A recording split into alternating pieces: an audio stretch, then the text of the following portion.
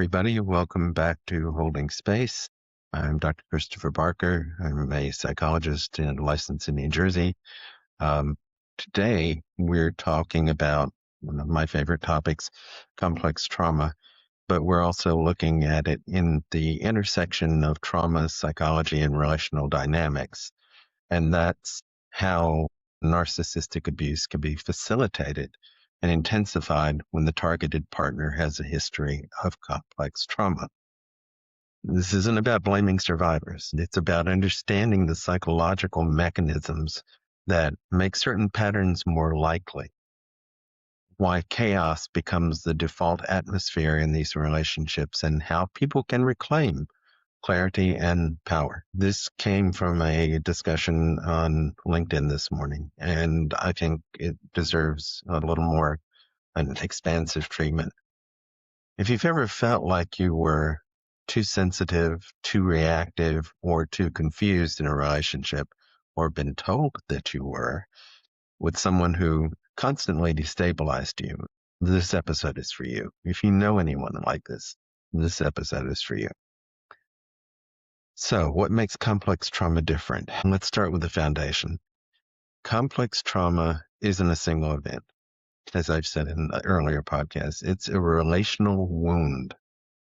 It's formed in environments where safety, predictability, emotional attunement were inconsistent or absent altogether. People with complex trauma often carry a heightened threat detection system, a deep fear of abandonment, a tendency to self-blame, a fragmented sense of self, a learned belief that chaos is normal. It's what your lived experience has taught you. These aren't flaws, they're adaptations. In order to survive this environment, you need to adapt to it. You need to be able to find an adaptive mechanism that gets you through. And, well, all of these can actually be helpful in the situation themselves, but they become lived patterns. They become something that people carry with them. It's created to survive environments where the rules kept changing. But these adaptations can be exploited. Narcissistic abuse thrives in ambiguity, inconsistency, and emotional volatility. For someone with complex trauma, these dynamics feel strangely familiar. And here's why it happens. Intermittent reinforcement feels like home. If love was unpredictable growing up, the push and pull of a narcissistic partner feels like the emotional rhythm that we were trying to navigate. Hypervigilance becomes a tool that the abuser uses. Your ability to scan for danger becomes a way to anticipate their moods, manage their reactions, and overfunction in the relationship. Your scanning for danger is something that, by introducing danger periodically, by introducing uncertainty periodically, you become reinforced in that. And well, we all know that intermittent reinforcement is the strongest way to have something continue to occur. Self-blame becomes the abuser's favorite lever. If you already assume that conflict is your fault, a narcissistic partner doesn't have to work hard to convince you. Emotional chaos feels like the cost of connection. When you've learned that love and instability come as a package deal, you tolerate far more than you should. This isn't weakness. It's conditioning. Let me say that again. This is not weakness. This is not blame. This is how you've been conditioned to be. And this can be exploited by someone who is able to sense it. Now, we've talked in the past about how narcissism is not actually about, it's not about somebody who sets out to do damage. Sometimes, yeah. But a lot of times, what is at the root of narcissism is this person has an image of themselves that has to be maintained. It is their entire sense of being. It is their entire sense of identity, and they have to preserve this. And in order to keep preserving it, they need to keep you around in order to mirror that for them so that you can keep reflecting back to them their image of themselves. It doesn't have to be that they're the greatest. They can be the worst piece of trash in the world, but then they need to convince you of that so that you are able to reflect that to them. It becomes very complicated. And that's why it's really hard to pick up on a lot of times. Let's talk about the chaos itself. Narcissistic abuse isn't random, it's patterned, it's strategic, and it's designed to destabilize, because if you are not stable, you make a better mirror. You're reflecting, you're not injecting something of yourself into it. Reality distortion, gaslighting, rewriting history, minimizing your feelings. These tactics target the very parts of you that already doubt your own perceptions. For someone with complex trauma, this hits the deepest wound. Maybe I really am misremembering. Maybe I am the problem. Emotional whiplash is also something that's used. Idealization, devaluation, crumbs of affection, and then withdrawal. This cycle mirrors the unpredictable emotional environment that a lot of early trauma survivors grew up in. Your nervous system gets used to and recognizes the highs and terrified of the lows, because the lows mean that this affection is going to get withdrawn, and that will leave you with what? Manufactured confusion. Narcissistic partners often contradict themselves. They change expectations, or they punish you for rules you didn't know existed. Confusion is a control tactic, but it's also a reflection of their pathology. It's a reflection of their difficulty keeping up with the ways that their image is maintained. Sometimes this becomes something that is made up on the spur of the moment. But because it becomes part of the pattern, you don't see that it's contradictory. You just feel like it's your fault, and you retreat further inside yourself. Weaponized vulnerability. When you share your trauma history, a narcissistic partner may later use it to shame you, silence you, or justify their behavior. Your openness becomes ammunition. And I've seen this happen many times also. It's kind of like, oh, well, you have this problem. And so it's not really what's going on here now. It's because you have complex trauma. If you find yourself being blamed for something that is a psychological issue for you, that's never good. It doesn't necessarily require a narcissistic partner. And, what is defined as narcissism, again, in my particular definition, it's this person trying to maintain their image at all costs.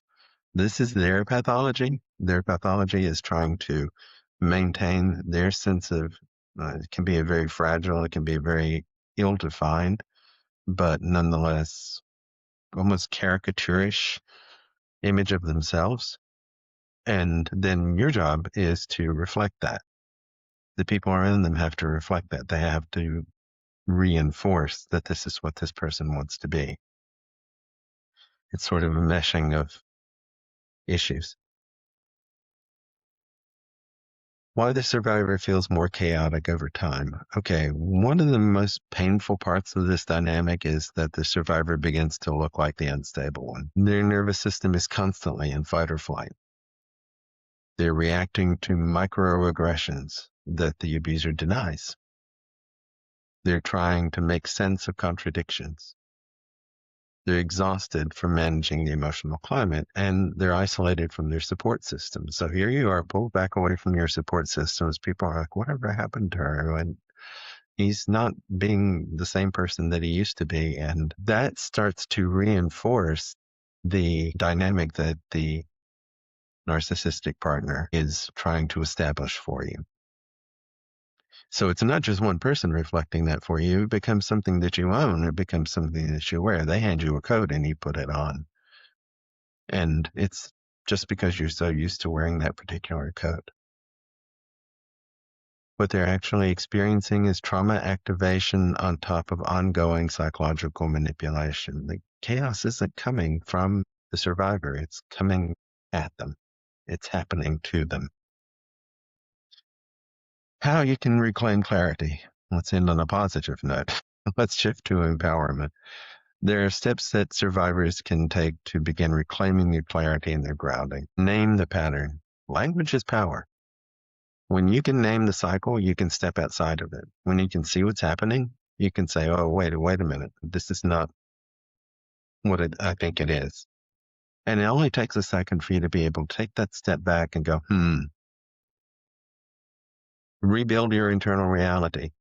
Journaling, therapy, grounding practices, and we all know what some of those are, the 5, 4, 3, 2, 1s, being able to recite like where you're from, what street you grew up on, all these things that sort of like take you out of this spinning headspace and back into like a moment in which you have a sense of control. They help you reconnect to your own perceptions, to your own sense of what is real. Slow down the nervous system. Regulation isn't about calm, it's about capacity.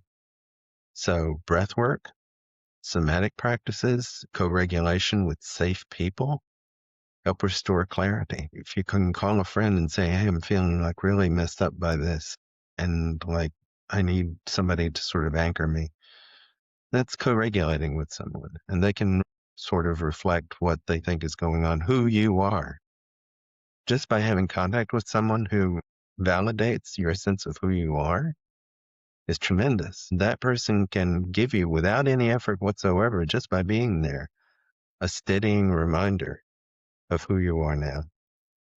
Not who you were, not what happened back here, not even what this person is trying to tell you that you are, but by connecting with who you are. So you reconnect with an external reality. You talk to your trusted friends. You reality check your experiences. Isolation is where chaos thrives, after all. And you reclaim your boundaries. Boundaries aren't punishments, they're clarity. And clarity is kryptonite to chaos. Being able to be here now, being able to be who you are, being able to reestablish, being able to take a break and take a breath and realize what's going on can work in any kind of relationship. If you're listening to this and if you're recognizing yourself, I want you to hear this clearly. Your reactions make sense. Your confusion makes sense. Your exhaustion makes sense. None of this means you're broken. It means you've been surviving in an environment designed to destabilize you. In some cases, this is just the environment that you're used to. But it's not one you need to stay in. Healing is possible. Clarity is possible. And you deserve relationships where your nervous system can finally rest. Let me say that again. It says you deserve relationships where your nervous system can finally rest. Thank you for being here today, and thank you for holding space for this discussion. I really appreciate your watching, and if you have any questions or comments, please feel free to leave them. And if you like this kind of content, if you want to continue hearing more about these types of topics, please like, subscribe, follow, and I will see you the next time. And thank you for holding space.